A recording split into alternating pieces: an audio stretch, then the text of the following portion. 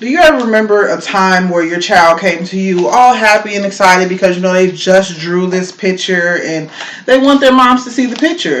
Maybe you were doing something, maybe you were on the phone or watching your favorite show, or you're just focused on something else. So you were like, you know what, like, I'm gonna get to the picture, but not right now, come back to me later. Or, you're having a conversation with somebody and you always constantly telling your child, hey, go in the room, go do something, go figure something out. Something like that, of that nature. It seems innocent, right? Seems like something you would do. It seems like you're just telling your child, go figure out something, just go do something. You're doing stuff right now. You will tend to them later, right?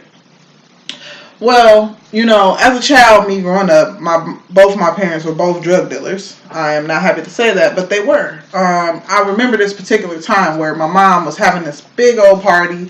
Friends was involved. My mom was always the one to tell me to go in a room, go find something to do in a room. We had everything in our room. Don't get me wrong. We had games and video games and board games and books and things that you would want your child to do, but in the room.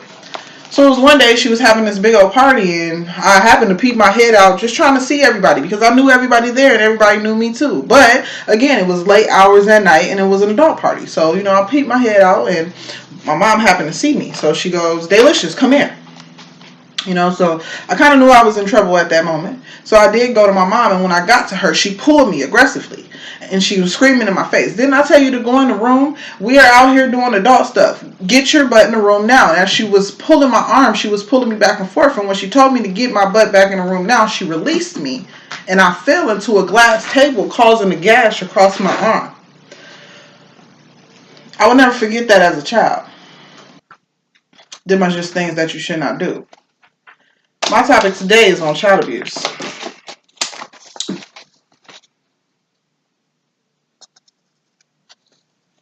So many people in the world today, so many children in the world today, suffer from child abuse. I mean,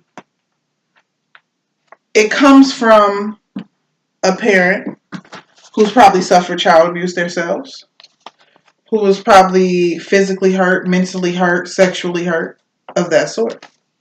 And so because they suffered it, instead of making it better, they keep the trend going. Everyone has been through some things in life. Maybe experienced some kind of abuse growing up. Some people think that they can do things to children hoping they will forget that it happens. When they got older, they will not forget. The memory starts saving memories as early as 2 years old. Even though it's not thought about right away, it will be thought about when you least expect it, causing worse problems as an adult. Child abuse, there's 4 forms of child abuse. There's neglect, there's sexual abuse, there's physical abuse, there's emotional abuse. All of that will affect the child, probably not as much as when they're younger, but more so when they get older. Child abuse comes from something as simple as there's one parent raising one child by themselves and the other parent is missing. Child abuse is yelling, go to the other room. Get out of my face, I'm doing something. I'm watching TV, I'll get to that later. That's what we spoke about earlier. That's a form of child abuse. Hitting your child is a form of child abuse. Saying you're dumb, you will never amount to anything. Or even playing favoritism if you have another child. That's a mental. That can affect the child. The causes of child abuse. The impact of child abuse is long lasting.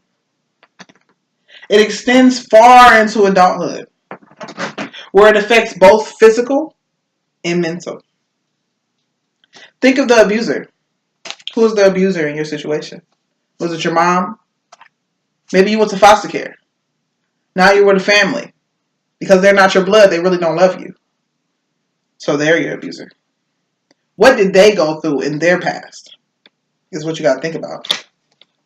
What is causing them to treat you the way that they are?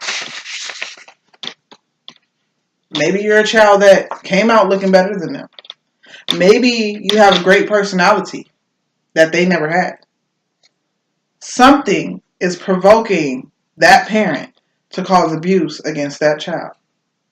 Maybe they just experienced it in their childhood. And because they experienced it, they feel like it's the right thing to do. They don't know how to go about raising a child because this is what was taught to them.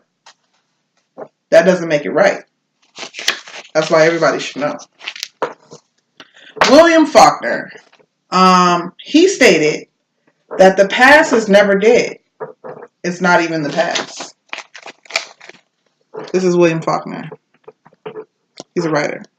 He's also touched base on a lot of child abuse and things like that. With that being said, that even though the situation happened in the past, that doesn't necessarily mean that it's over. The effects that happen as far as child abuse from adult survivors. The younger child was, during the abuse, more likely to experience problems later. Depending on how bad the neglect is, more likely for the child to have negative outcomes. Different abuse gives different negative outcomes. The survivor faces self-blame, shame, and hurt.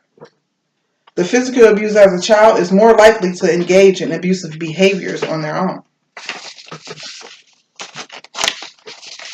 That abused child as an adult now is going through so much stuff that some people aren't even able to see.